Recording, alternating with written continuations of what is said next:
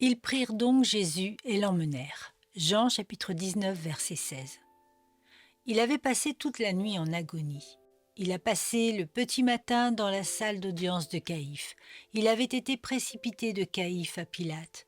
Il lui restait cependant peu de force, et ni rafraîchissement ni repos ne lui furent accordés.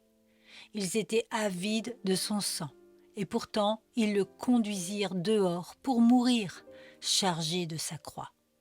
Ô procession douloureuse! Les filles de Jérusalem pouvaient bien pleurer. Mon âme pleure aussi. Que nous est-il enseigné ici, quand nous voyons notre Seigneur béni traité de la sorte?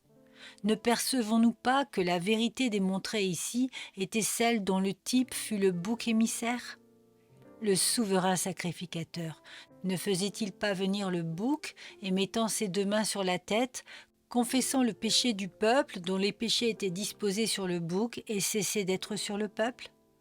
Alors le bouc était chassé dans le désert par un homme choisi, et il était ainsi chargé des péchés du peuple de sorte que l'on ne pouvait en retrouver la moindre trace. Maintenant nous voyons Jésus emmené devant les sacrificateurs et les juges qui le déclarent coupable. Dieu lui-même lui impute nos péchés.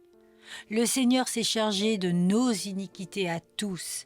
Il a été fait péché pour nous et comme substitut de notre culpabilité.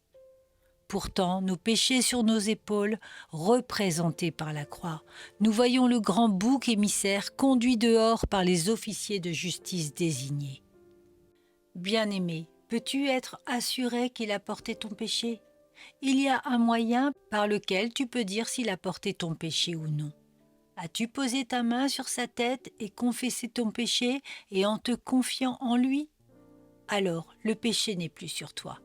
Il a été transféré en l'imputant à Christ et il le porte sur son épaule comme un lourd fardeau, plus lourd que la croix.